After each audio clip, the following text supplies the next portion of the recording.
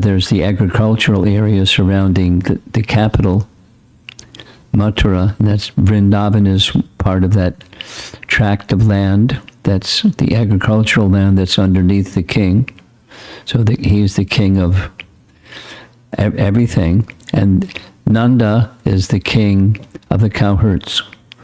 So he went to Mathura to pay his taxes to King Kamsa, because they're agriculturalists, primarily taking care of cows and other agricultural products.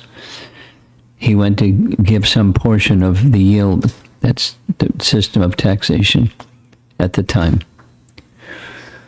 And there were two other purposes, we heard. He went to see his dear friend Vasudeva. As you probably know, Vasudeva, after the prophecy came that the 8th child of Devaki would kill Kamsa, and Vasudeva, by his expertise, managed to persuade Kamsa, don't kill your sister on her wedding day. That's not nice. Nobody will like you. Spare her, and then each of the children born of her, I'll give to you. You can do with them whatever you like. And he killed the first 6 sons of Devaki. Balaram was number 7. He was transferred before birth from the womb of Devaki to the womb of Rohini. But before all of that happened, Vasudeva had multiple wives. One of those wives was Rohini. So Rohini was sent by her husband, Vasudeva, to be under the care of Nanda, because Nanda was his dear friend. He trusted Nanda. So Rohini, one of the wives of Vasudeva, was in the care of Nanda Maharaj. So Nanda had a wife, Yashoda, and he was in the care of the daughter. Excuse me, the one of Vasudeva's wives, Rohini. So Balaram was transferred from the womb of Devaki to the womb of Rohini. So these two, Rohini and Yashoda, are intimately connected, naturally so. They're not exactly wives of Nanda, but they're like that in family relation. They're like that. And he looked after them very, very lovingly. So he went to see Vasudeva. One of the second reasons he went to Mathura, and he was gone for several days. And while he was with Vasudeva, he met privately with Vasudeva.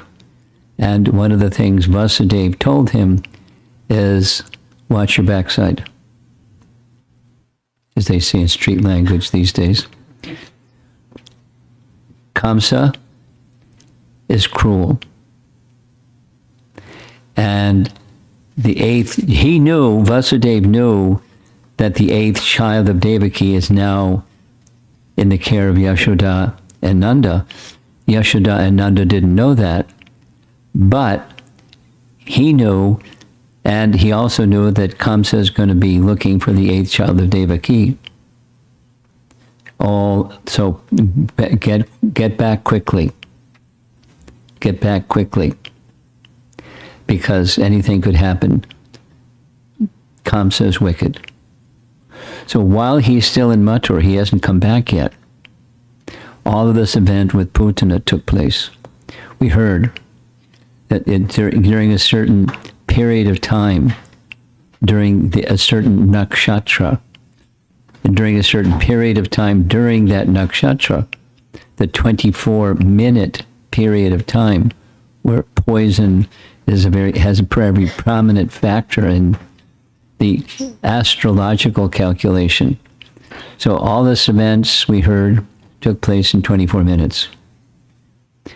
And now Nanda's coming back. So before Nanda came back, we heard yesterday, part 3, the elderly gopis, they performed rituals for the protection of the child. They didn't need brahmanas, they knew mantras.